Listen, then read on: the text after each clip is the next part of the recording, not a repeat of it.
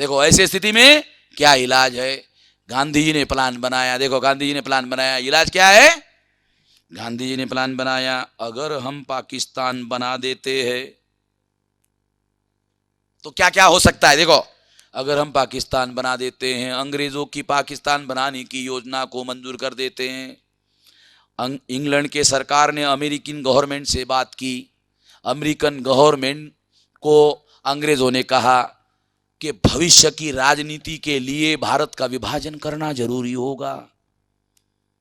America ने कहा विभाजन करो, कुछ भी करो, मगर लेट मत करो, जल्दी आजादी दो। अमेरिका ऐसा क्यों कह रहा था?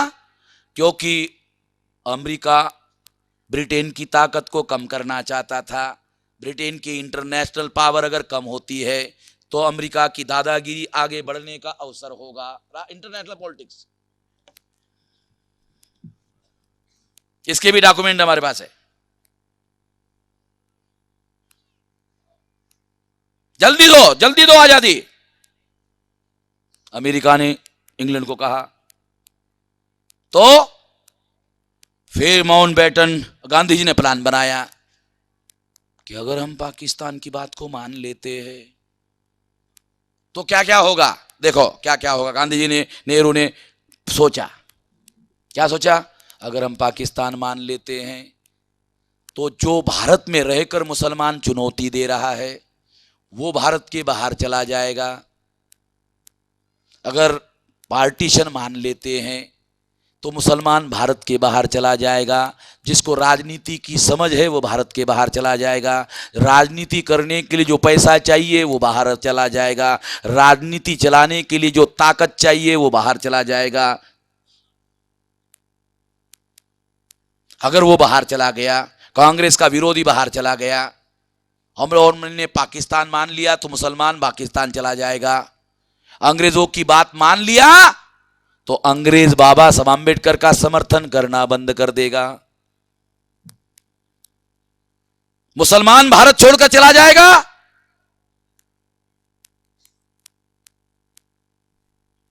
अंग्रेज बाबा साहब अम्बेडकर का समर्थन करना बंद कर देगा। और इस तरह से सेपरेट इलेक्टेड की जो मांग है बाबा साहब अम्बेडकर की, अंग्रेज नामंजूर कर देगा। नामंजूर करने से ज्वाइंट इलेक्टेड आजाद भारत में लागू रहेगा। ज्वाइंट इलेक्टेड आजाद भारत में लागू रहेगा तो भारत में अनुसूचित जाति जनजाति के लोगों को गुलाम बनाए रखना संभव होगा। ध्यान रखो, बहुत खास बातें बता रहा हूं। तो संभव होगा। और अदर बैकवर्ड क्लासेस के लोगों को हिंदू बनाकर ब्राह्मणों के राजनीति का हथियार बनाना आसान हो जाएगा। और इसके लिए नेहरू ने प्लान बनाया कि अगर ऐसा होता है तो 46 में जवाहरलाल नेहरू ने ओबीसी को अधिकार देने का जो आश्वासन दिया था वो आश्वासन बाद में पालन करने के लिए पाकिस्तान बनने के बाद ओबीसी को दिया हुआ आश्वासन पालन करने के लिए इनकार कर दिया। हरिभाऊ ने आपको बताया, कल बताया कि ओबीसी के लोगों को जो आश्वासन नेहरू ने दिया था उस आश्वासन का पालन करने के लिए नेहरू ने बाद में इनकार कर दिया। बताया कल डॉक्यूमेंट्री एविडेंस के आधार पर। डॉक्यूमेंट्री बोल रहा हूं। शेड्यूल कास्ट शेड्यूल ट्राइब को गुलाम बनाकर रख देंगे। ओबीसी को हिंदू बनाकर राजनीति का हथियार बना देंगे और मुसलमानों को इनकी ताकत से पीटते रहेंगे। इनकी ताकत से पीटते रहेंगे। पीटने के पहले अभियान चलाएंगे। मुसलमान जिम्मेवार है, मुसलमान जिम्मेवार है, मुसलमान जिम्मेवार है, मुसलमान जिम्मेवार है, मुसलमान जिम्मेवार है, भारत के टुकड़े के लिए मुसलमान जिम्मेवार है, मुसलमान जिम्मेवार है, मुसलमान जिम्मेवार है। चुप, मुसलमान चुपचाप हो जाएगा, बोलना बंद कर देगा, ब्लेम उसके ऊपर डाल देंगे, अपराध बोध पैदा कर देंगे। अपराध बोध से पीड़ित होकर मुसलमान चुप हो जाएगा। ऐसा हुआ। अभी भी बहुत सारे मुसलमान डिफेंस करते रहते हैं और कहते रहते हैं हम लोगों को पाकिस्तान निर्माण करने के लिए जिम्मेवार माना जाता है। डिफेंस करते रहते हैं अभी भी। ये रणनीतिक बात है। फिर इस तरह से क्या होगा, अनुसूचित जाति, जनजाति, अदर बैकवर्ड क्लास और मुसलमानों को आजाद भारत में प्रजा बनाकर ब्राह्मणों का राज स्थापित कर देंगे। सारा का सारा आजादी का केक ब्राह्मणों के हिस्से में आ जाएगा और ब्राह्मण आजादी पर कब्जा करने में कामयाब हो जाएगा। अगर हम ऐसा करते हैं, अनुमान किया, अगर हम ऐसा करते हैं तो आजादी पर ब्राह्मणों का कब्जा करना संभव होगा। पार्टीशन कर दिया, विभाजन कर दिया।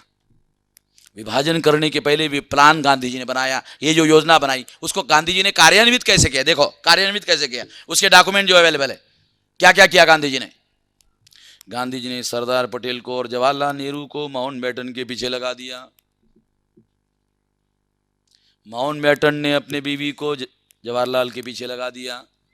गांधी भी होशियार, जब पंडित माउंटबेटन भी होशियार। माउंटबेटन की राजनीति क्या थी कि अगर पाकिस्तान बन जाए तो मेरी सरदर्दी साली खत्म हो जाए और अंग्रेजों की जो भविष्यकालीन इंटरनेशनल पॉलिटिक्स है उसमें हमारा फायदा हो। उसकी अपनी राजनीति। गांधी जी की राजनीति क्या है? मैंने आपको बताया कि फिर आजाद भारत पर ब्राह्मणों का कब्जा करना संभव होगा। ए राजनीति। और फिर क्या किया? सरदार पटेल को और जवाहरलाल नेहरू को माउंटबेटन के पीछे लगाया और कहा, क्या कहा? तुम जाओ माउंटबेटन को बोल दो, मान लो पाकिस्तान नेहरू को मंजूर है, पाकिस्तान पटेल को मंजूर है। बोल दो, तुम बोल दो अंदर से। तुम अंदर जा, मैं नहीं बोलता। गांधी क्या बोल रहा है? मैं नहीं बोलता, तुम बोल, जाओ तुम अंदर जाओ। कुछ लोग बोलते भाई इसका क्या सबूत है? इसका सबूत यह है कि उस समय के डॉक्यूमेंट अवेलेबल है कि गांधी जी सरदार पटेल और नेहरू और सरदार पटेल एक साइड में और गांधी जी एक साइड में। ऐसा एक तमाशा, ऐसा एक नाटक, ऐसा प्रायोजित नाटक जिसके डायरेक्टर, जिसके लेखक गांधी जी थे। डायरेक्टर लेखक समझते हो? नायक पंडित जवाहरलाल नेहरू थे, सहायक नायक सरदार वल्लभ भाई पटेल थे, डायरेक्टर मोहनदास करमचंद गांधी थे। उनको उधर भेज दिया, कहा तुम पाकिस्तान मान लो। इन्होंने पाकिस्तान मान लिया। मानते ही खबर अखबार में आई। अखबार में खबर आते ही गांधी जी ने बयान दिया, मेरे शरीर के टुकड़े हो सकते हैं मगर भारत के टुकड़े नहीं होने दूंगा। गांधी जी ने ही प्लान बनाया। सबूत क्या है? देखो सबूत। जवाहरलाल जी क्या कहते थे? सरदार पटेल के लिए क्या कहते जानते हो? ये गांधी जी का भोपू है। भोपू समझते हो? यानी इसके मुंह से गांधी जी बोलते रहते हैं, जब सरदार पटेल बोले तो समझ जाने का गांधी जी बोल रहे हैं। जो गाते गांधी जी अपने मुंह से बोलना नहीं चाहते हैं, वो बातें वो सरदार पटेल के मुंह से बोलते थे। ऐसा आरोप वामन मेश्राम का नहीं, किसका? जवाहरलाल नेहरू का था। इसलिए ये बातें अंदरूनी राजनीति है। गांधी जी अंदर, पटेल अंदर थे, बाहर की बात नहीं। बाहर के लोग नहीं कह रहे। पटेल जवाहरलाल अंदर थे, इसलिए अंदर की बात वो जानते थे।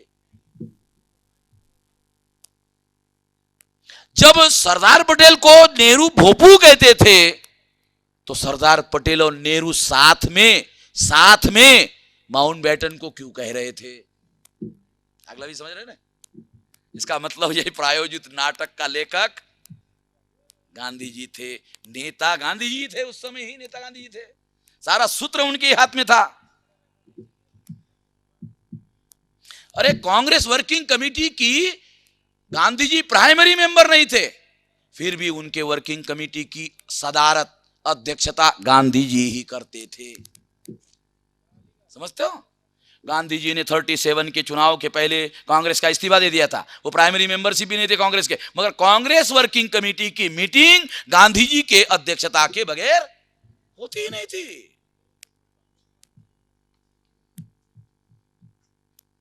तो अगर कोई डिमांड लेकर आता था गांधी जी के पास तो गांधी जी क्या कहते थे? उसको टरकाने के लिए, मैं तो प्राइमरी मेंबर भी नहीं हूं, मैं क्या कह सकता हूं आपको। फैसले सारे खुद ही लेते थे, मगर बचने का भी रास्ता निकाला था। मैं तो प्राइमरी मेंबर भी नहीं हूं। एक शेड्यूल कास्ट भंगी जाति के लड़के ने, ग्रेजुएट लड़के ने लेटर लिखा, गांधी जी आप हमारे मसीहा हो, महान हो, मैं ग्रेजुएट हो गया हूं, भंगी जाति का हूं, अंग्रेजी बोलना लिखना जानता हूं, बढ़िया जानता हूं, आप हमारे मसीहा है, इसलिए मैं चाहता हूं कि आप मेरा नाम कांग्रेस को रिकमेंड कर दे कि मैं संविधान सभा का चुनाव लड़ना चाहता हूं। गांधी जी ने इस लेटर का जवाब दिया। क्या जवाब दिया? गांधी जी ने जवाब दिया उस नौजवान को जो अंग्रेजी बोलता था, लिखता था कि ये लड़का भटक गया है ये लड़का भंगी जाति का जो लड़का है ये भटक गया है, इसलिए मैं इसकी कोई मदद नहीं कर सकता। इसको मालूम नहीं है कि मैं कांग्रेस का प्राइमरी मेंबर भी नहीं हूं, इसलिए मैं तुम्हारी कोई मदद नहीं कर सकता। गांधी जी ने लिखा। हाँ, एक काम है जिसमें गांधी जी ने लिखा, लिखित है। देखो गांधी जी के दिमाग में गंदगी कितनी थी, देखो आपको बता रहा हूं। गांधी ने क्या लिखा? एक ऐसी जगह है जहां मैं इसकी मदद कर सकता हूं। टॉयलेट साफ कैसे करना, भंगी काम कैसे करना, इसमें मैं उसकी मदद जरूर कर सकता हूं। ग्रेजुएट, अनपढ़ आदमी को नहीं बोल रहे गांधी जी, ग्रेजुएट आदमी को कह रहे हैं कि भंगी काम करने के लिए मैं उसकी मदद कर सकता हूं, मगर मैं इसको रिकमेंडेशन नहीं कर सकता हूं। तो जब कोई आदमी गांधी जी के पास जाते थे तो उनको टरकाने के लिए बोलते थे, अरे मैं तो प्राइमरी मेंबर ही नहीं हूं। तो ये दावपेच का मामला था।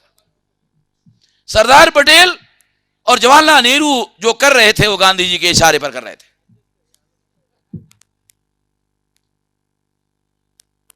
और जब उन्होंने मान लिया, अखबार में खबर आया, गांधी जी ने बयान दिया। क्या बयान? मेरे शरीर के टुकड़े हो सकते हैं, भारत के टुकड़े नहीं होने दूंगा। जैसे ही ये बयान छप कर आया, माउंटबेटन ने नेहरू और पटेल को बुलाया होगा, पूछा होगा, गांधी जी ने बयान दिया तो सरदार पटेल और जवाहरलाल को गांधी जी ने कहा होगा, क्या कहा होगा? माउंटबेटन को कहो, कांग्रेस महासमिति में गांधी जी का बहुमत है, अगर पाकिस्तान का प्रस्ताव पारित करना है, गांधी जी का समर्थन लिए बगैर पारित होने वाला नहीं है। ऐसा माउंटबेटन को बोलो।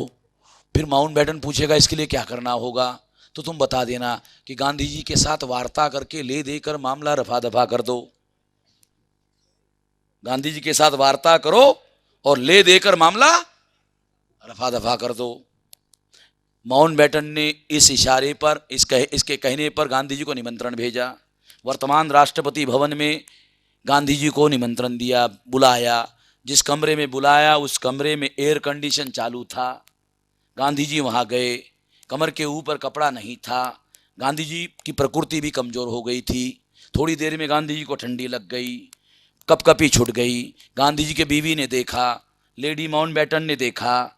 ऐसे स्थिति में लेडी माउंटबेटन ने सोचा कि ऐसी स्थिति में वार्ता नहीं हो सकती। वो घर के अंदर गई, गरम शाल लेकर आई, उसको डबल किया, फिर उसको फोल्ड में ऐसे लपटाया और थोड़ी देर में गांधी जी को गर्मी आई। अब आप सोचते होंगे मेश्राम जी आप तो ऐसा बता रहे हो जैसे आप वहां खड़े होकर के सब कुछ देख रहे थे।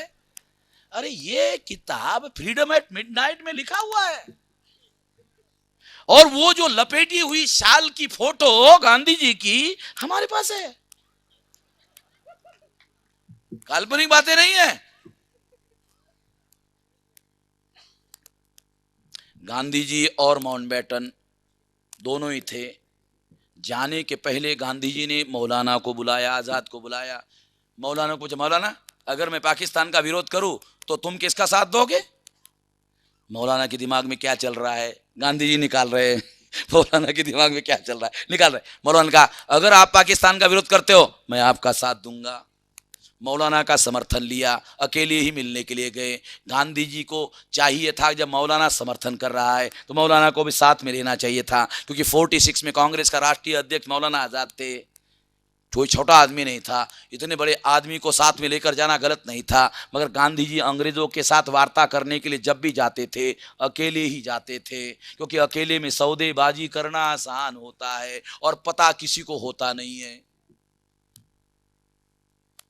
गांधी जी अकेले गए और वो जो हालत हुई वो हालत मैंने आपको बताई। वार्ता हुई, क्या वार्ता हुई, दो आदमी थे, पता नहीं चला क्या वार्ता हुई, पता नहीं चला। गांधी जी बाहर आए, बाहर आते ही मौलाना को एक जिज्ञासा थी कि क्या वार्ता हुई है। सबसे ज्यादा सबसे पहले नंबर की जिज्ञासा मौलाना आजाद को थी। मौलाना आजाद, गांधी जी बाहर आते ही गांधी जी को सबसे पहले मिलने वाले मौलाना आजाद थे। मौलाना आजाद ने गांधी जी को पूछा क्या हुआ।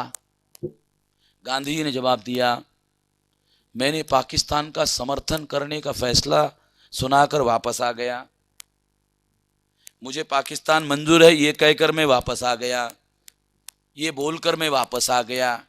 निर्विकार भाव से गांधी जी ने मौलाना आजाद को कहा, मिलने को जाने के पहले क्या कहा, बाद में आने के बाद क्या कहा। पहले कहा मैं पाकिस्तान का विरोध करूंगा, किसका साथ दोगे?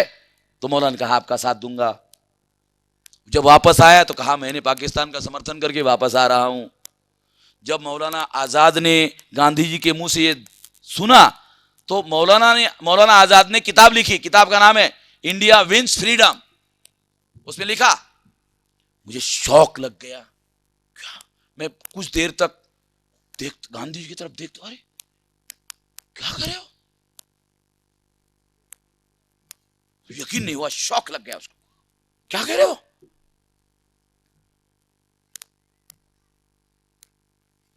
वो जो किताब इंडिया विंस फ्रीडम है उसमें बहुत सारी बातें लिखी थी, और वो किताब और वो जो एक्सट्रैक्ट, वो जो बातें हैं वो छापने के लिए मौलाना ने बंद किया था। 30 साल बाद वो छापने के लिए कहा था।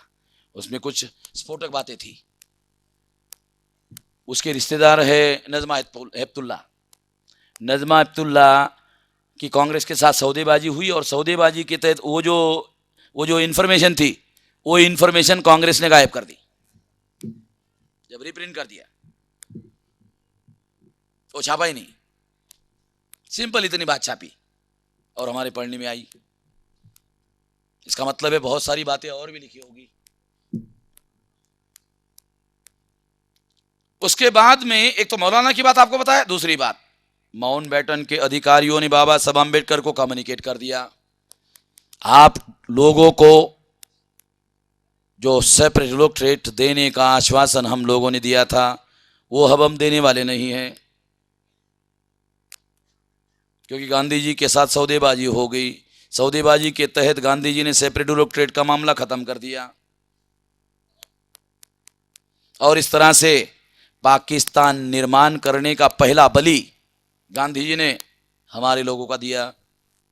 बाबा साहब अम्बेडकर को जैसे ही मालूम हो गया, बाबा साहब अम्बेडकर को समझने में देर नहीं लगी कि सौदेबाजी में माउंटबेटन शामिल है, इसलिए बाबा साहब अम्बेडकर सीधे लंदन गए। लंदन का रिकॉर्ड हमारे पास है। इसके बाद लंदन गए, उसका रिकॉर्ड हमारे पास है। वहां किसके साथ क्या वार्ता हुई वो रिकॉर्ड हमारे पास है। बाबा साहब अम्बेडकर की बात नहीं मानी गई, वो वापस आ गए। वापस आने के बाद में बाबा साहब अम्बेडकर ने आंदोलन करने की घोषणा कर दी। आंदोलन करने की घोषणा करने के बाद माउंटबेटन, बाबा साहब अम्बेडकर ने कहा आंदोलन करेंगे। माउंटबेटन ने कांग्रेस के नेताओं को समझाया, भारत का विभाजन होने से फसाद भारत में चल रहे हैं, अगर बाबा साहब अम्बेडकर भी आंदोलन शुरू कर देंगे तो आग में घी डालने का काम होगा और सिविल वॉर इंटेंसिफाई होने का खतरा बढ़ जाएगा। इसलिए मुसलमानों के साथ साथ अगर अनटचेबल लोग भी इस आंदोलन में शामिल हो गए तो ये मामला बहुत गंभीर हो जाएगा, सरकार को नियंत्रण करना मुश्किल हो जाएगा। ऐसे स्थिति में कांग्रेस के नेताओं को सलाह दिया, अंबेडकर के साथ समझौता कर लो। नेहरू को उन्होंने कहा समझौता कर लो। नेहरू ने गांधी जी को पूछा, गांधी जी ने कहा अंबेडकर के साथ समझौता मत करना, तुम अंबेडकर को जानते नहीं हो, मैं अंबेडकर को भली भांति जानता हूं, मरते मरते बच गया था। तुम अंबेडकर को जानते नहीं हो, इसलिए सतर्क रहना, समझौता मत करना।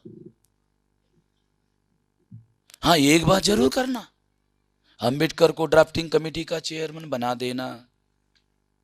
वो जो विरोध कर रहा है, चेयरमैन बनाते ही समर्थन अपने आप मिल जाएगा, समझौता करने की जरूरत ही नहीं होगी। उनको जो एससी एसटी के और लोगों को कुछ चाहिए, वो जो चाहिए जितना हम दे सकते उतना अनुमति दे देंगे संविधान सभा में, और जिसका विरोध करते हैं नहीं मानेंगे, बहुमत हमारा है। नेहरू जी जानते हो ना, नेहरू जी ने हाँ हाँ ये तो गांधी जी आखिर तुम गुरु हो भाई, तुम्हारे जैसा गुरु। मैं तो चिंता में पड़ गया था कि अम्बेडकर ने टांग अड़ा दिया, पता नहीं साला क्या होगा, मगर गांधी जी मान गए, तुम तो बहुत गुरु आदमी हो। गांधी जी ने मन ही मन में कहा होगा, अरे तुम तो गुरु कह रहे, मैं तो वाहे गुरु हूं।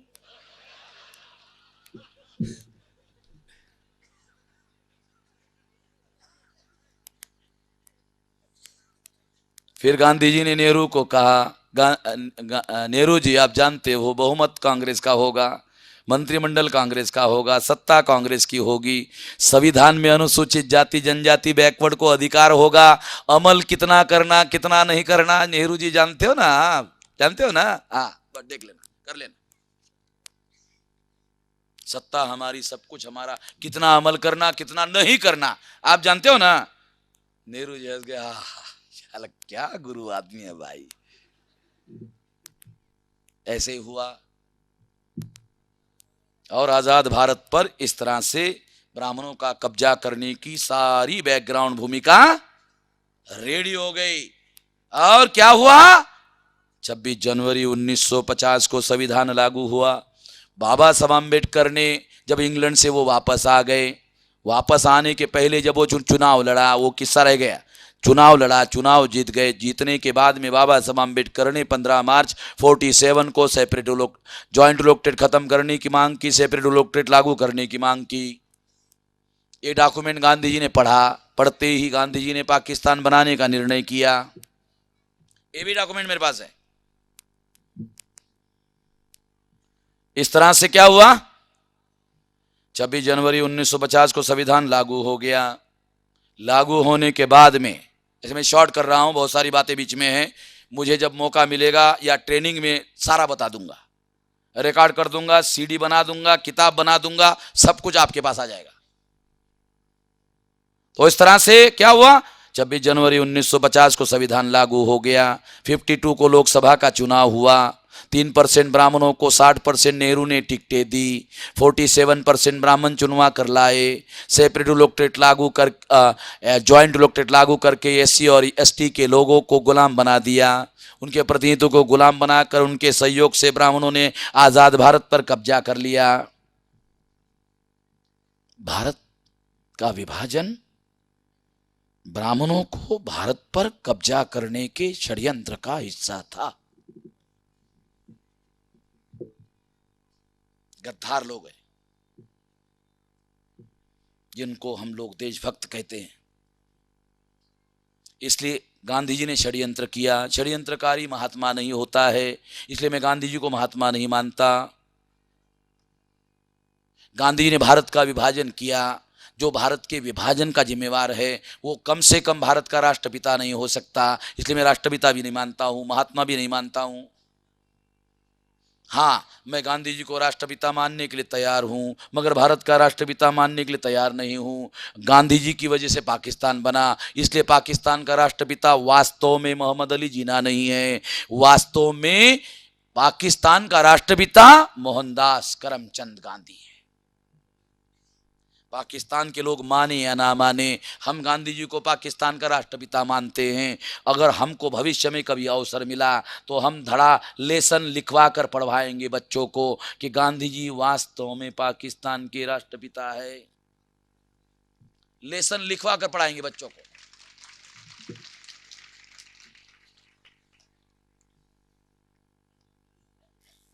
ये कहानी है साथियों। इसलिए दुख भरी, दर्द भरी ये केवल कहानी नहीं, ये षड्यंत्रों से भरी हुई कहानी है। और इस षड्यंत्रों में वो लोग शामिल है जिनको महान देशभक्त कहा जाता है, महापुरुष कहा जाता है। इसलिए जब भी कभी हमको अवसर मिलेगा, तो जब भी कभी हमको अवसर मिलेगा तो हम लोग राजघाट पर जाएंगे।